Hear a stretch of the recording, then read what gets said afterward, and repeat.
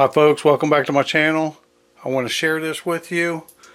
If your water softener ever starts flashing like this with just an HF, or if your power ever goes out and it starts beeping, you gotta come down, pull your power, so you shut the power off, plug it back in, and you should see an HF. Okay, now you come here, I think it's this one right here. You just push this one, and you'll get that right there. Now you push these, and you get that right there. You want to make sure it says 36. Mine says 36. You might want to go to your manual.